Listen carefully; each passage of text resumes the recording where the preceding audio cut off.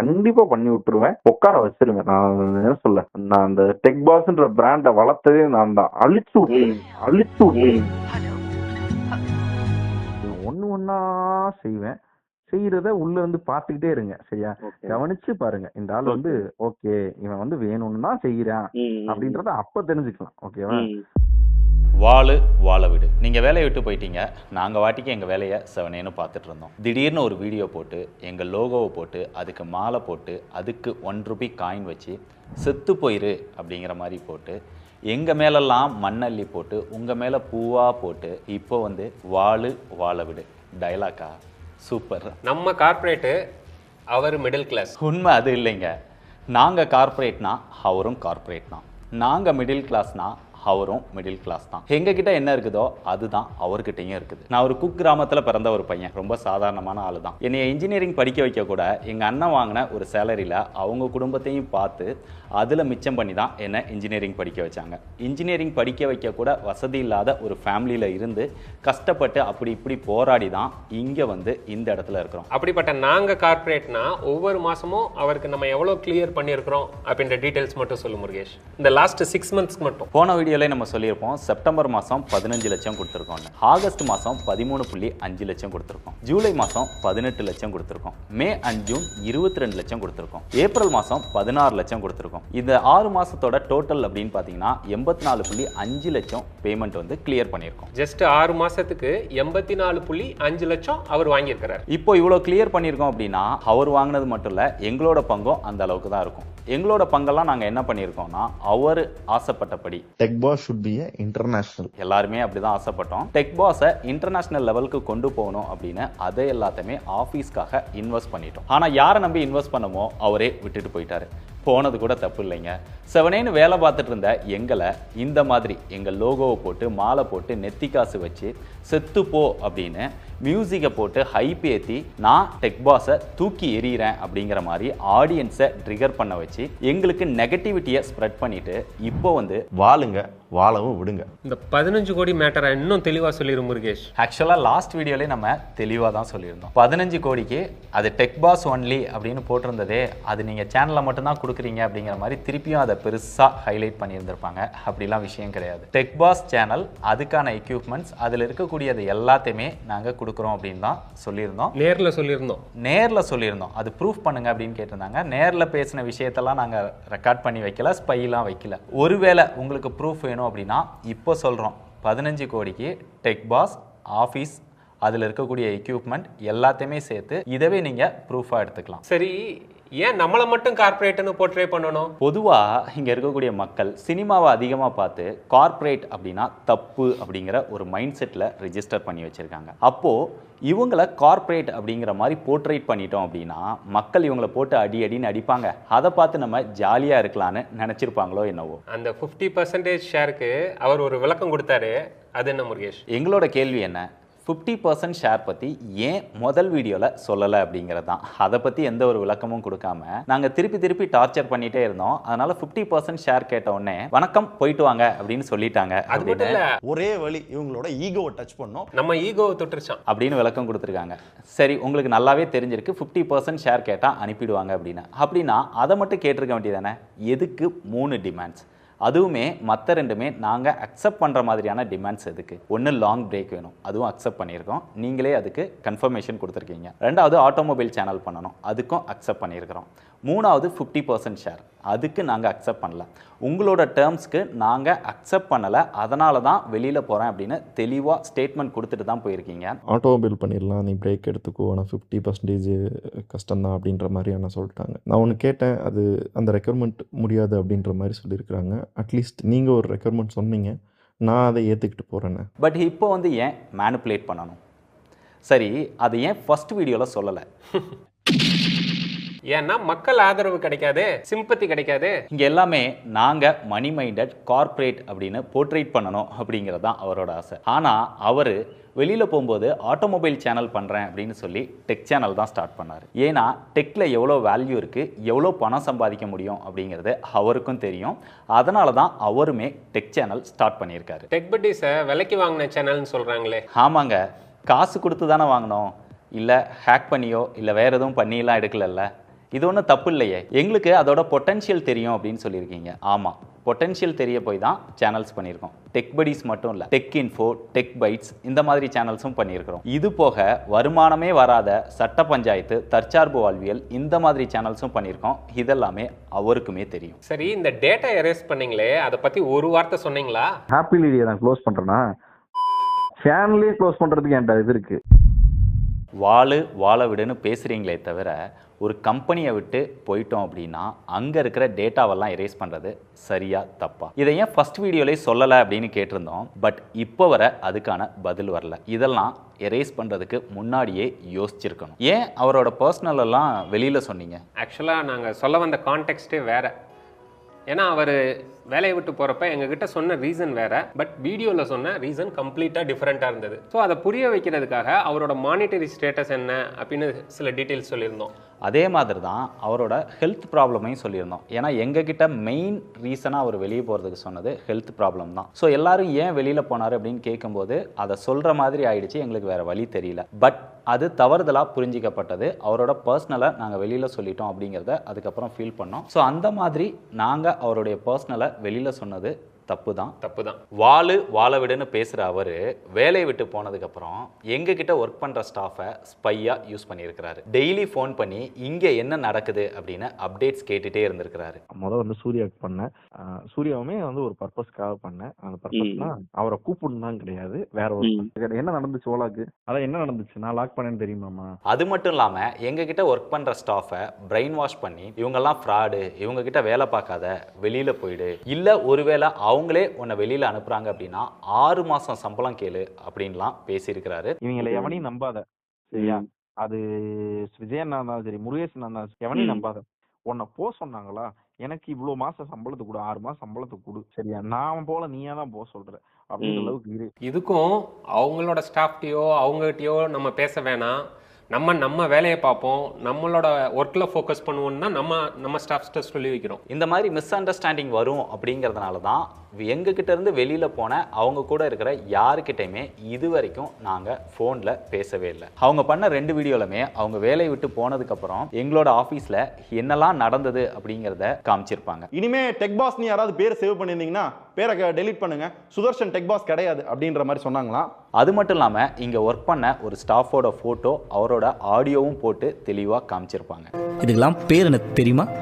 இங்கே என்ன நடந்தது, யார் வந்தா, யார் போனா, சும்மா வந்துட்டு போன தம்பி கூட பேமெண்ட் கொடுத்தோம் அப்படின்லாம் பொருளையை கிளப்பியிருப்பாங்க. எதுக்கு இவ்வளோ வன்மம்? தொழிலா அது கிளாரிஃபிகேஷனா முடிஞ்சுன்னா அதில் ஜெயிச்சு காட்டுங்க. தொழிலில் போட்டினா தொழிலில் ஏதாவது பண்ணி ஜெயிச்சு காட்டுங்கன்னு சொல்கிறாங்களே, அதைத்தானே நாங்கள் பண்ணிட்டு இருந்தோம். நாங்கள் வாட்டிக்கு எங்கள் வேலையை பார்த்து வீடியோ போட்டுட்டு இருந்தோம். ஆனால் நீங்கள் என்ன பண்ணீங்க, இங்கே ஒர்க் பண்ணுற ஸ்டாஃப் கிட்ட ஃபோன் போட்டு என்ன அப்டேட்ஸ் அப்படின்னு கேட்டுகிட்டே இருந்தீங்க. ஆக்சுவலாக இங்கே உள்ள ஸ்டாஃப்க்கு நாங்கள் ஒரு விஷயத்தை கன்வே பண்ணுவோம், அது ஒரு விதமாக அவங்களால புரிஞ்சிக்கப்படும். அவங்க வேறொருத்தர்கிட்ட அதை கன்வே பண்ணும்போது அந்த விஷயத்தோட கான்டெக்ஸ்ட் வந்து மாறிடும். அது உங்களுக்கு வரும்போது அதோட டோட்டல் கான்டெக்ஸ்ட்டும் மாறிடும். இப்படி நாங்கள் சொன்ன ஒவ்வொரு விஷயத்தையும் நீங்கள் வேறு விதமாக புரிஞ்சிக்கிட்டு அதில் ஒரு முடிவுக்கு வந்து ரிப் டெக் பாஸ் அப்படின்னு போட்டது நீங்கள் தான்.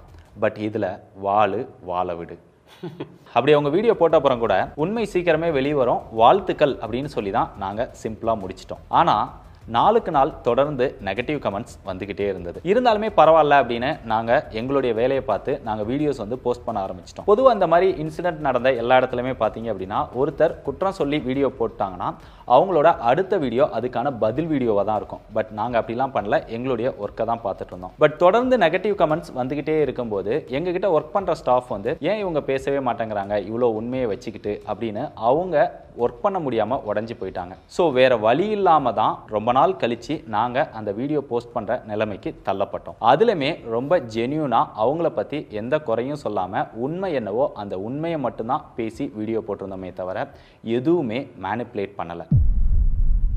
டிவைசஸ்லாம் அவங்களோடதுன்னு சொல்கிறாங்களே முருகேஷ், அதுவும் யாருக்கு என்ன வேணுமோ எடுத்துக்கலாம் அப்படிலாம் கிடையாது. ஆக்சுவலாக இன்வெஸ்டர் அப்படிங்கிறது நாங்கள் 2 பேர் தான். அது அவங்களே தெளிவாக சொல்லியிருப்பாங்க.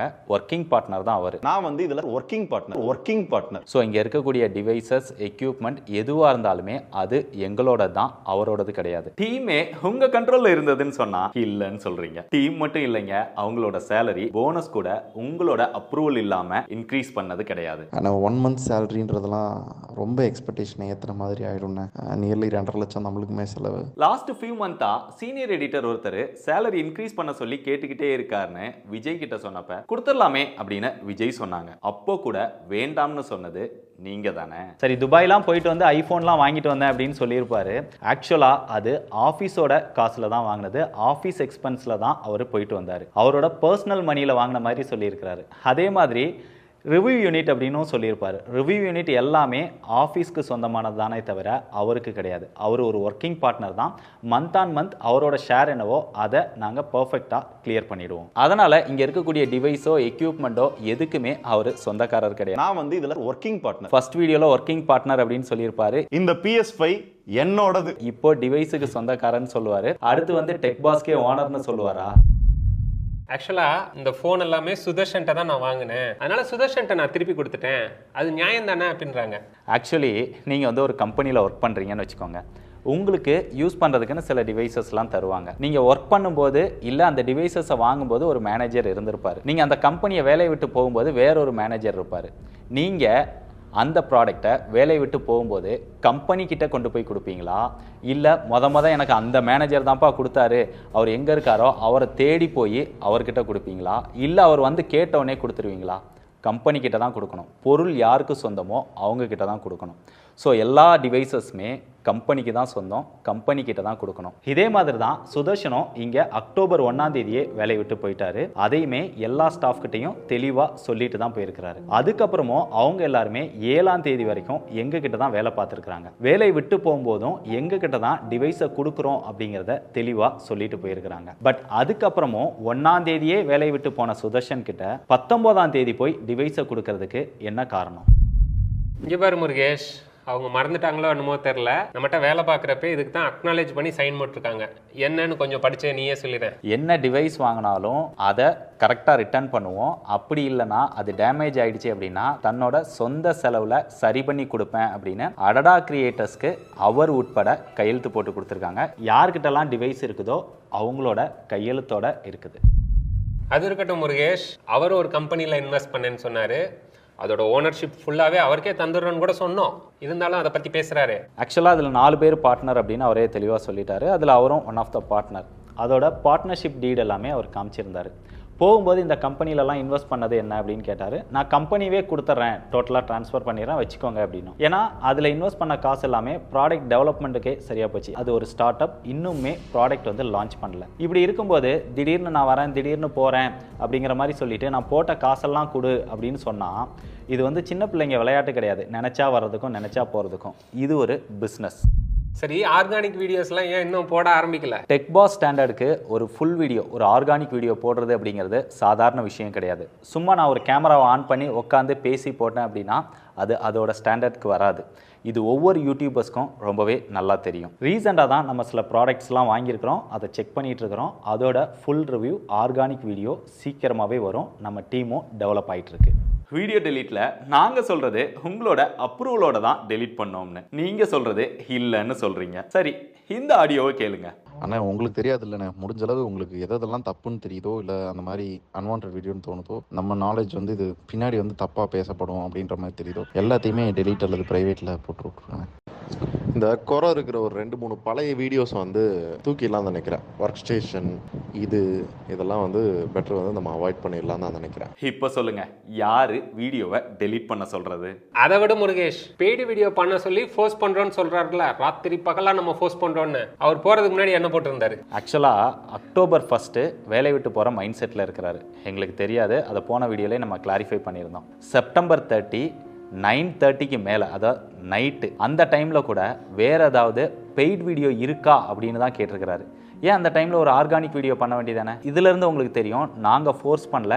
என்ன வீடியோலாம் இருக்குதோ அதை அவரே ஒத்துக்கிட்டு கம்ப்ளீட் பண்ணிடுவார். ஆர்கானிக் பண்ணால் லாபம் இல்லையே, பெய்டு வீடியோ பண்ணாதானே அவருக்கு லாபம். எதெல்லாம் பெய்டு வீடியோஸ் அப்படின்னு சொல்லி வட்டம் போட்டு காமிச்சிங்களே, ஒருவேளை 50%க்கு நாங்கள் அக்செப்ட் பண்ணியிருந்தா இந்த பெய்ட் வீடியோஸ் இனி வரப்போகிற எல்லா பெய்ட் வீடியோஸுமே நீங்கள் தானே பண்ணியிருப்பீங்க. சில பேருக்கு நம்ம பே பண்ணி ப்ரொமோட் பண்ணுறோமா, நம்ம என்னைக்கு பே பண்ணியிருக்கோம்? ஆக்சுவலாக யாருக்குமே பே பண்ணலைங்க. ஃபஸ்ட்டு அவர் வீடியோ போட்டார், அதுக்கு நிறைய கிரியேட்டர்ஸ் வந்து சப்போர்ட் பண்ணாங்க, ஸ்டோரி வச்சுருந்தாங்க. அவங்களோட பெர்ஸ்பெக்டிவில் அவர் போட்டது சரியாக இருந்திருக்கலாம். அதுக்கப்புறம் நாங்கள் ஒரு ஃபேக்ட் சொல்லி விளக்கம் கொடுத்துருந்தோம். நாங்கள் சொன்னது சில பேருக்கு அது சரின்னு தோணியிருக்கலாம், அதனால அவங்க மீம்ஸ் இதெல்லாமே போட்டிருக்கலாம். இந்த மாதிரி ஒரு கான்ட்ரோவர்ஷனான விஷயங்களில் யாரும் பேமெண்ட் வாங்கவும் மாட்டாங்க. அந்த மாதிரியான விஷயங்களை நாங்களும் பண்ண மாட்டோம். தேவையில்லாமல் இந்த மாதிரி இம்மெச்சூர்டான குற்றச்சாட்டுலாம் வைக்காதீங்க. அதுவும் நம்மள மாதிரி கார்பரேட்டுக்கு சப்போர்ட் பண்ணி சோலோ கிரியேட்டர்ஸ் அடிக்கிறாங்களாம். இதில் எனக்கு ஒரு விஷயம் புரியவே இல்லைங்க. யார் கார்பரேட், யார் சோலோ கிரியேட்டர்? அது யாருக்காவது தெளிவாக தெரிஞ்சது அப்படின்னா கமெண்ட்ஸில் சொல்லுங்கள், நாங்களும் தெரிஞ்சுக்கிறோம். அது சரி, அவர் வேலையை விட்டு போகிறேன்னு நம்மளுக்கு முன்னாடியே சொல்லிட்டாரா? இல்லை. ஆக்சுவலி அவர் அடிக்கடி சொல்லக்கூடிய ஒரு விஷயம் என்னென்னா, உங்கள் 2 பேரையும் விட்டு யார் வேணால் போகலாம், ஆனால் நான் விட்டு போக மாட்டேன் அப்படிங்கிறது தான் அடிக்கடி சொல்லுவார். இந்த இன்சிடெண்ட்டுக்கு முன்னாடி நாங்கள் 3 பேரும் எப்போ மீட் பண்ணோம்னா ஜூலை 31 மீட் பண்ணோம். அந்த டைமில் கூட பல தடவை யார் வேணால் விட்டு போகலாம், ஆனால் நான் விட்டு போக மாட்டேன் அப்படிங்கிறத பல தடவை அங்கே சொல்லியிருக்கிறாரு. அக்டோபர் 1 3 மணி வரைக்குமே அவர் எக்ஸிட் பண்ண போகிறத பற்றி எங்களுக்கு எதுவுமே தெரியாது. அப்படி ஒரு ஐடியாவிலே நாங்கள் இல்லை. அதுதான் உண்மை. சரி, சுதர்ஷன் சன் ஆஃப் மாலதி வந்து அவரோட சேனல்னு சொல்றாரு.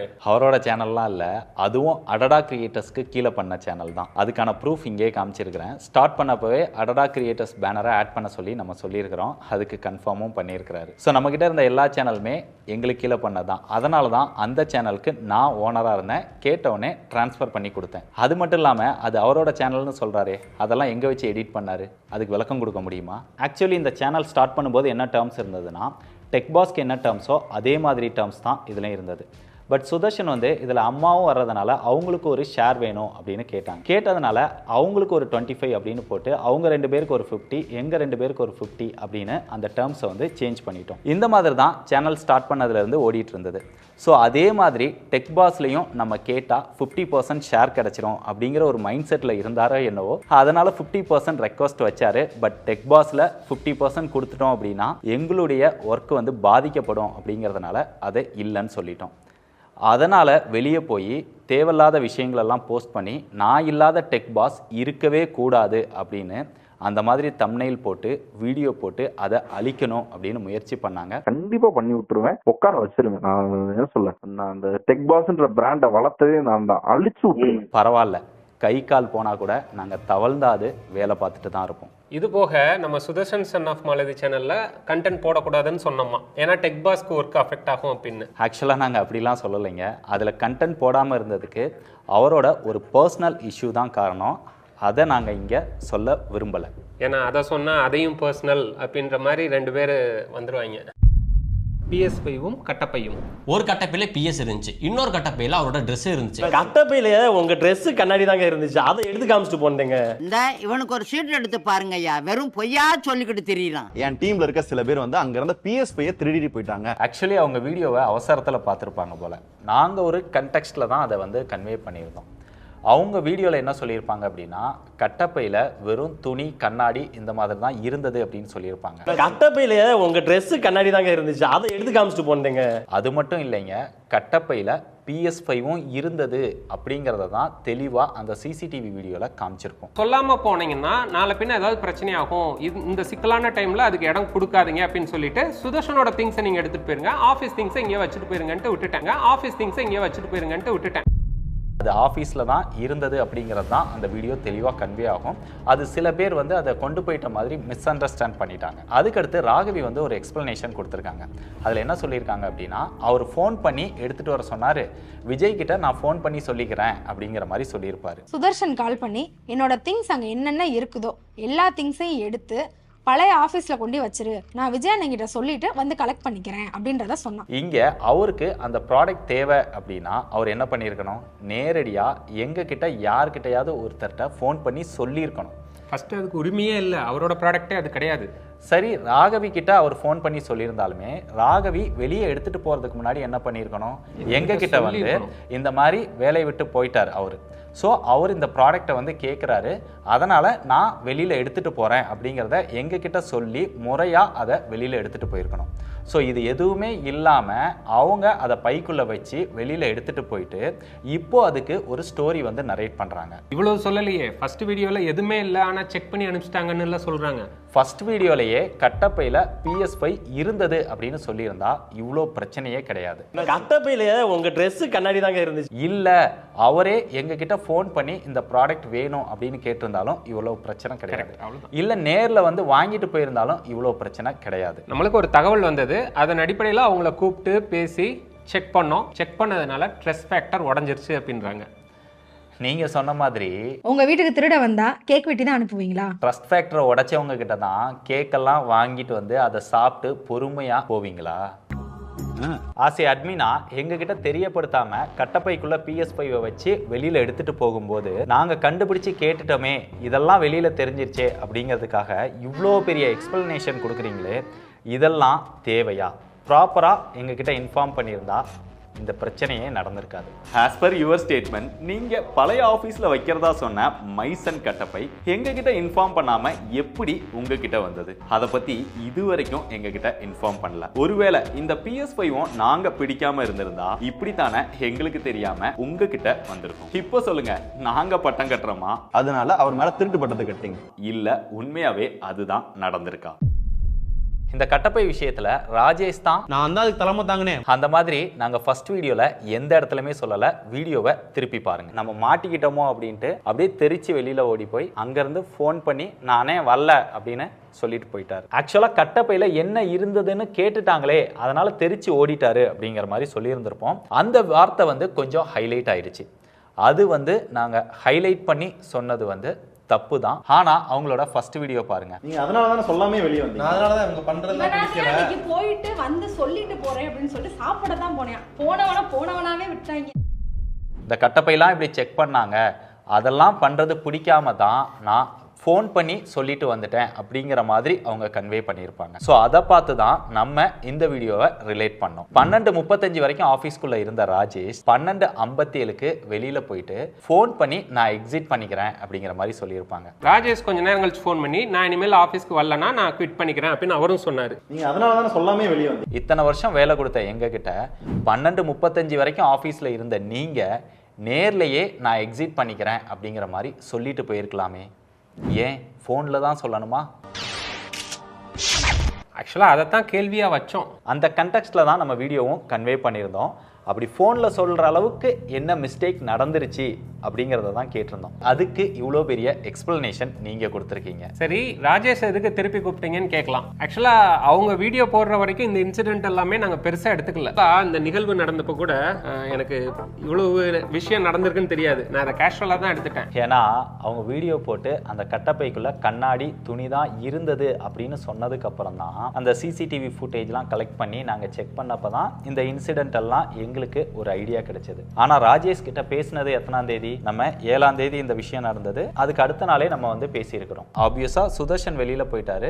ஸோ ராஜேஷும் எக்ஸிட் பண்ணிக்கிறோன்னு போயிருக்கிறாரு. இருந்தாலுமே நம்ம கிட்ட ஒர்க் பண்ணவர். ஸோ சுதர்ஷன் போனா அடுத்த பெர்ஃபார்மர் யாரு? ராஜேஷ் தான். ஸோ ராஜேஷ்க்கு வேலை கொடுக்கணும்னு நினைச்சது ஒன்றும் தப்பில்லையே. சரி, PS5 யாரோடது? இந்த PS5 என்னோடது. அவர் வீடியோல சொல்லியிருக்கிறாரு அவரோடது அப்படின்னு. பர்சனலா நீங்க பே பண்ணி வாங்கியிருக்கீங்களா? இல்லல்ல. இந்த ஐடி எல்லாமே நாங்க கட்டுறது இல்ல, கம்பெனி கட்டுறாங்க. அடடா கிரியேட்டர்ஸ். நாங்க வாங்கல. அடடா கிரியேட்டர்ஸ்ல எங்களுக்கு ஷூட்டுக்கு வாங்கி கொடுத்துருக்காங்க. ஸோ டெக் பாஸ் வந்து ஸ்பான்சர் யாரு அப்படின்னு பாத்தீங்க அப்படின்னா அடடா கிரியேட்டர்ஸ். ஸோ நாங்க எல்லாருமே பாத்தீங்கன்னா இங்க ஒர்க் பண்றோம். அது ஆஃபீஸ்ல ரிவ்யூக்காக வந்த ப்ராடக்ட் தான். ஆஃபீஸில் ரிவ்யூக்காக பார்ட்டரில் வந்தாலும் சரி, இல்லை பே பண்ணி வாங்கியிருந்தாலுமே எல்லா ப்ராடக்ட்டுமே அது கம்பெனியோட தான். ஸோ ப்ராடக்ட்டுக்கும் அவருக்கும் எந்த சம்மந்தமே கிடையாது. இருந்தாலுமே அதை அவரோடது அப்படிங்கிற மாதிரி சுற்றி வளைச்சி சொல்லியிருப்பார். சரி, நம்ம ரிப்ளை வீடியோ போட்டோம். அதில் அவர் ஒரு கமெண்ட் போட்டாராம், அதை நம்ம டெலீட் பண்ணிட்டோமா? ஆக்சுவலாக அதுக்கு தான் ரொம்ப மரியாதையாக பேசி ஒரு ஷார்ட்ஸ் போட்டிருந்தாரு. என்ன அடடா கிரியேட்டர்ஸ், பயந்துட்டீங்களோ? ஒரே ஒரு கமெண்ட்டுக்கே கழிஞ்சிட்டீங்களே. சவால் உடையில சாக்குறதையா விடணும். இதுக்கே பயந்துட்டா அப்படியே பார்க்கும்போதே ரொம்ப பெருமையாக இருந்துச்சு. ஆக்சுவலி நாங்கள் அதை டெலீட் பண்ணவே இல்லை. நாங்கள் போட்ட ரிப்ளை வீடியோக்கு அவர் எந்த பதிலுமே கொடுக்கல. ஒரு வீடியோ போட போகிறேன் அப்படிங்கிற மாதிரி தான் சும்மா கமெண்ட் போட்டிருந்தாரு. அது எப்படி மிஸ் ஆச்சு அப்படிங்கிறதும் எங்களுக்கு தெரியாது. அதை தான் நாங்கள் கம்யூனிட்டி டேப்லையும் சொல்லி அந்த ஸ்க்ரீன்ஷாட்டும் போட்டு வேணும்னா இங்கே ரீட் பண்ணிக்கோங்க அப்படிங்கிற மாதிரி சொல்லிட்டோம். அப்படியே அந்த கமெண்ட்டை பார்த்தாலுமே அதுக்கு கீழே வந்த ரிப்ளை கமெண்ட் எல்லாமே அது அவருக்கு எகெயின்ஸ்டாக தான் வந்திருந்தது. ஸோ அப்படிப்பட்ட ஒரு கமெண்ட்டை நாங்கள் ஏன் டெலீட் பண்ணணும்? ஸோ ஃபைனலாக நான் பிராண்டிட்ட பேசின ஃபோன் கான்வர்சேஷன் அவங்களுக்கு எப்படி கிடைச்சது? ஆக்சுவலாக இதில் விஷயம் என்னென்னா, நாங்கள் என்ன பிராண்டுக்கிட்ட பேசினாலுமே எல்லாமே அவருக்கு தெரியும். அவருக்கு அந்த ஆடியோவை அப்படியே ஷேர் பண்ணிவிடுவோம். ஸோ அதில் தான் அந்த விஷயமும் தெரிய வந்துச்சு. முதல்ல ஒரு பிராண்டை போட்டு இதுக்கிட்ட இவ்வளோ வந்து பணம் மணி மைண்டடாக கேட்குறாங்க அப்படின்னு சொல்லியிருக்காங்க. சரி கேட்டிருந்தோம். அந்த வீடியோ வந்துச்சா? வரல. ஏன்னா அது அவரோட டெசிஷன் தான், வேண்டாம் அப்படின்னு சொல்லிட்டாரு. ரெண்டாவது ஒரு பிராண்டை போட்டு இதுக்கிட்ட வந்து என்ன பெனிஃபிட் பண்ணுவீங்க அப்படின்னு கேட்டதாக சொல்கிறாங்க. ஆக்சுவலாக அது நாங்கள் கேட்டதையும் கன்வே பண்ணியிருந்திருக்கோம். கன்வே பண்ணதுக்கப்புறம் அது அவருக்கு ஓகே அப்படின்னா ஓகேன்னு சொல்லி அதையாவது வீடியோ பண்ணியிருந்திருக்கலாம்ல, அதையும் பண்ணல. ஏன்னா நாங்கள் சொல்கிறது என்னென்னா, நாங்கள் என்ன விஷயம் பேசியிருந்தாலும் எல்லாமே அவருக்கு தெரியும். அவருக்கு தெரியப்படுத்தி தான் அந்த சேனலில் எல்லா எடிட்டுமே நடந்திருக்குது. 100% டிரான்ஸ்பரன்சிங்க. இதில் அவங்களுக்கு ஏதாவது அப்ஜெக்ஷன்ஸ் இருந்தால் கூட என்கிட்ட சொல்லுவாங்க, ஆனால் நம்ம இது பண்ணிடலாம், அவங்ககிட்ட இருந்து பெனிஃபிட் பார்க்க வேணாம் அப்படின்னா நம்ம ப்ரொசீட் பண்ண போகிறோம். ஆனால் அதை எதுவும் சொல்லலை. ஸோ எல்லாமே தெரிஞ்சு நடந்திருக்குது அப்படின்னு நாங்கள் சொல்கிறோம். பட் அவங்க என்ன சொல்கிறாங்கன்னா, எல்லாமே இந்த 2 பேர் தான் பண்ணாங்க, அவங்க மட்டும் நல்லவங்க அப்படிங்கிற மாதிரி ஒரு ப்ரொஜெக்ட் பண்ணி மேனிப்புலேஷன் பண்ணி தான் அவ்வளோ பெரிய வீடியோ போட்டிருக்காங்க. ஸோ ஃபைனலாக நாங்கள் சொல்ல வர்றது என்னென்னா, அக்டோபர் 1 வரைக்கும் டெக்பாஸ் சேனலில் என்னெல்லாம் நடந்ததோ எல்லாமே அவருக்கு தெரிஞ்சு அவரோட அனுமதியோடு தான் நடந்திருக்குது. எங்களோட வேலையே டேலண்டான பீப்புள் எங்களை அப்ரோச் பண்ணுறப்ப அவங்களுக்கு இன்வெஸ்ட் பண்ணி எப்படி சேர்ந்து வளருதுன்றது தான் பிஸ்னஸ் மாடலாகவே வச்சுருக்கோம். அப்படி தான் அவருக்கும் நம்ம இன்வெஸ்ட் பண்ணி சேர்ந்து வளர்ந்தோம். அதுக்கு இப்போ நல்லா அனுபவிக்கிறோம். கண்டிப்பாக பண்ணி விட்டுருவேன், உட்கார வச்சிருவேன். நான் என்ன சொல்ல, நான் அந்த டெக்பாஸ்ன்ற பிராண்டை வளர்த்ததே நான் தான். அழிச்சு விட்டுருவேன். ஒண்ணு ஒன்னா செய்வேன். செய்யறத உள்ள இருந்து பாத்துக்கிட்டே இருங்க. சரியா? கவனிச்சு பாருங்க. இந்த ஆள் வந்து ஓகே, இவன் வந்து வேணும்னு தான் செய்யறான் அப்படின்றத அப்ப தெரிஞ்சுக்கலாம்.